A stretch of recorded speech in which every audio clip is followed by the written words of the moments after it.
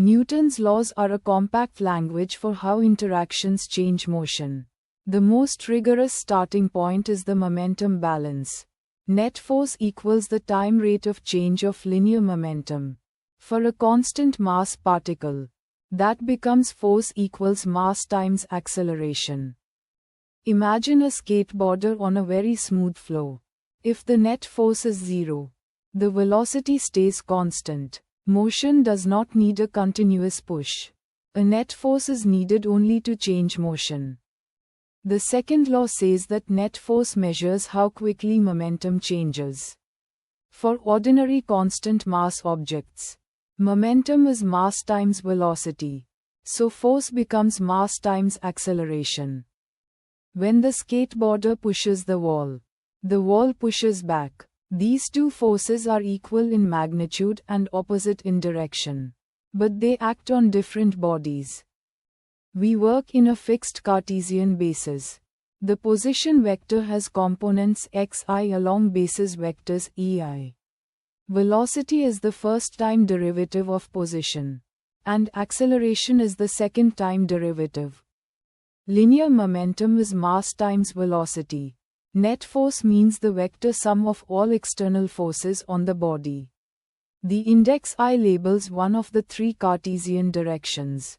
I use bold pi for momentum, not p, to avoid a symbol collision with pressure.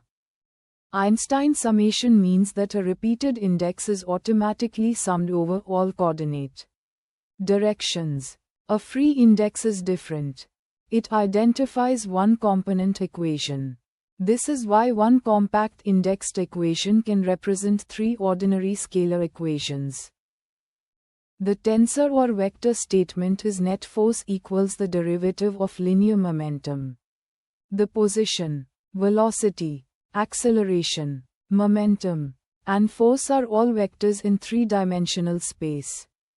For a constant mass particle, the derivative is simple. The product rule gives one term involving the mass derivative and one involving acceleration. Since the mass is constant, the mass derivative is zero, and the familiar form follows. The matrix form is not a new law. It is the same vector balance written as three stacked scalar component equations. The indicial form says exactly the same thing. The free index I means this equation holds separately for the first, second, and third coordinate directions. Expanded fully, the single indexed equation becomes three scalar equations, one for each coordinate direction. This is what the notation is compressing. The honest statement is this: Newton's laws are starting principles of classical mechanics, validated experimentally within their domain. From those postulates, we can derive the common forms carefully. But the second law itself is not proven from pure mathematics. Start from the component expression for position. Differentiate it. The basis vectors are fixed because we are using an inertial Cartesian frame. So their time derivatives vanish. Therefore velocity has components x dot I. Differentiate velocity in the same way. The basis vector derivative again vanishes. So acceleration has components x double dot I. Now use momentum. Momentum component pi I is mass times velocity component. Substitute that into Newton's second law in momentum form. The product rule gives m dot times x dot I plus m times x double dot I. For constant mass, the first term disappears. If the net force is zero, then m times acceleration is zero. Since mass is positive, acceleration is zero. Integrating once gives constant velocity. Integrating again gives a straight line in time. For two interacting bodies, the force on A due to B is equal and opposite to the force on B due to A. The forces are paired by the interaction, but they are not applied to the same body. For an isolated pair, total momentum is conserved. Differentiate the total momentum with constant masses. This gives the sum of MA terms equal to 0. Replacing ma by force gives the third law pair relation.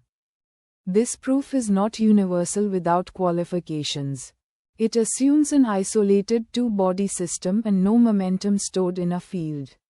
For ordinary contact mechanics, it is excellent. For electromagnetic field problems, field momentum may be required. The logic is short. Interactions are represented by a net force. Net force measures momentum change. Momentum is mass times velocity. When mass is constant, changing velocity means acceleration. Now compute a numerical example. Student A pushes student B with 120 newtons in the positive x direction for half a second. The students start from rest. The floor is idealized as frictionless. First apply the third law. The x component of the force on B is positive 120 newtons. Therefore the x component of the force on A is negative 120 newtons. The y components are 0. For student A, expand the index equation. The x acceleration is force divided by mass. Negative 120 divided by 50, which is negative 2.4 meters per second squared. The y acceleration is 0. For student B, the same force magnitude acts on a smaller mass. 120 divided by 40 is 3.0 meters per second squared. Again the y acceleration is 0. Because acceleration is constant during the push, velocity equals initial velocity plus acceleration times time. Student A moves in the negative x direction at 1.2 meters per second. Student B moves in the positive x direction at 1.5 meters per second. Finally check total momentum. Student A has momentum negative 60. And student B has momentum positive 60. In kilogram meters per second. The total remains 0, as expected for an isolated pair. The dimensions are consistent. Momentum has units kilogram meter per second. Dividing by time gives kilogram meter per second squared, which is a Newton. The constant mass form has the same units. 4 mistakes are especially common. Uniform motion does not require net force. Action and reaction do not cancel on a single body. The momentum form is safer than the constant mass form. And signs are physical directions, not decoration. The historical source is Newton's Principia. The Feynman lectures give a clear physical discussion of force, momentum, and conservation. Goldstein, Poole, and Sufco provide the graduate mechanics setting. The memory map is this. The central law is net force equals the time derivative of momentum. Zero net force gives constant velocity. Constant mass gives force equals mass times acceleration. Interactions give equal and opposite forces on different bodies.